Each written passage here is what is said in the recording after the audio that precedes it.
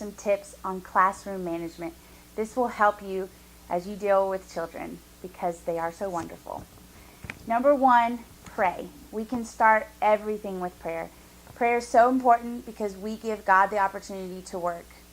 You can pray over the room, you can pray over your time there, you can pray for specific children that may have a special need, but it's important to start with prayer. Number 2, be prepared. Be on time and be ready to have these kids. Be ready with a joyful attitude, a good attitude. You want to be welcoming and you want to be happy. You set the tone for the room. Every volunteer that's in there sets the tone for the children that come in, and they can tell when you're having a bad night. So if you have to fake it till you make it, do that because kids will respond. Number 3, establish rules. Each room has listed in their room, especially in our preschool rooms and toddler rooms, there's rules that the children know about.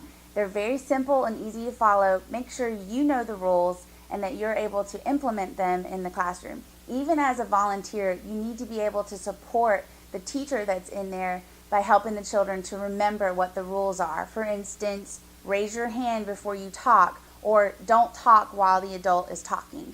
These are good rules to have. Number 4 is immediately engage children as they walk into the room. Suggest different activities they can do. So as a child walks in, even as a 2-year-old, you say, "Hey, Tommy, what do you want to do? Do you want to color a sheet? We have these toys you can play with. Do you love cars? Do you want to play with blocks?" You get the drift. So that's the way you engage children as they walk in. Get them distracted from their parents that they just left. Number 5 is use positive reinforcement. For instance, instead of saying, "No, Tommy, stop running," say, "Tommy, Miss Bethany really likes it when you walk because it's really important not to run because you could get hurt. So please stop running. I want you to walk." And reinforce how it's better to walk than to run, and then he feels like you're reinforcing him. You can use the 3-step process, which is number 1, when a child breaks a rule, you call them out on that rule and say, "We know better than that. We know we should raise our hands."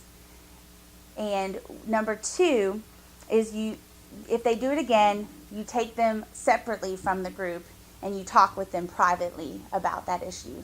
And number 3 is there's consequences for their action. If they do it a 3rd time, you say, "Okay, there are consequences. You need to sit in timeout for 2 minutes." Or take them out of a game that they're playing. They need to know that there are consequences for misbehaving. When a parent picks up a child, this is really important. Make sure that you're telling a parent some encouraging things about their child, even if they had a bad night. For example, when a parent picks up their kid, you can say, "We really enjoyed having Mary in our class tonight." That makes the parent feel good about leaving their child there, and it makes them praise their child, and so the child's getting double reinforcement when they leave. Then if they had a bad night, if the kid had a rough night, you can say something like, "Tommy had a little bit of trouble listening tonight, but we're going to work on that for next week. And, he's got the best smile." And then they feel like, oh, even though he messed up, he's still a good kid, and we really do love him and want him to come back. These are really important for making sure the parent knows that we care and that we really want them to be a part of this ministry. You can realize that every kid has a different personality, just like adults, so they respond to different things. And I have some examples. One thing that's very helpful in working with children is to know what works. And you have to try different things with different kids. So you kind of have to figure out what works with some and what doesn't work with other kids. So for example, a strong-willed child he may have a discipline problem and he needs guidance. You can say to him, "You can be in charge of cleaning up the blocks." So a strong-willed child wants to be given a task and he wants to feel like he's in charge. So you can tell him, "Hey, I want you to be in charge of this," or "Tonight you're going to be the example, you're going to be the line leader," and give them that responsibility.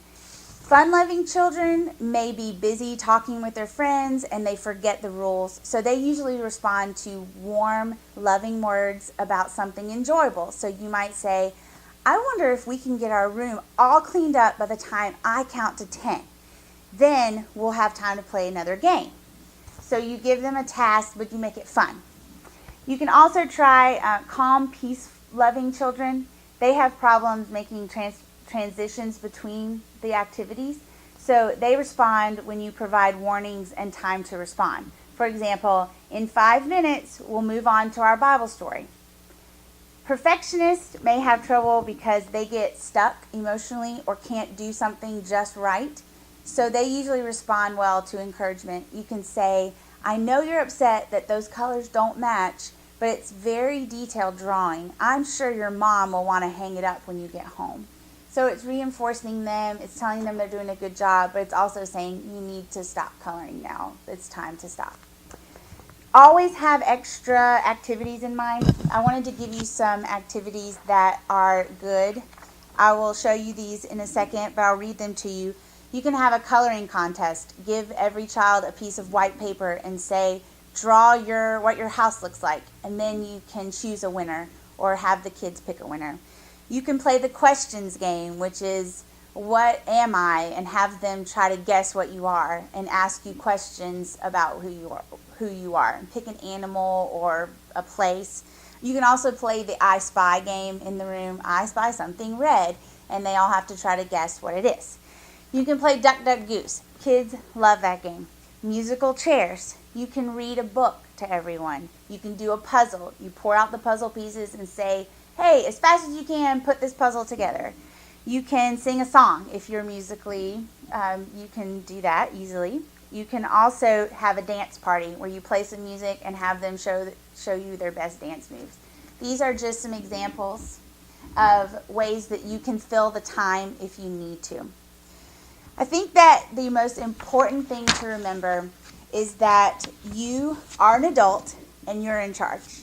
Kids will try to run over you, but you have to remember that you are in charge and it's your responsibility to make sure that all the kids are having a good time and that they're learning about Jesus.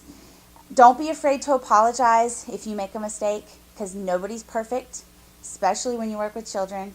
You most likely will make a mistake now and then. And don't forget to give God all the glory and thank Him constantly for the honor to take care of His children.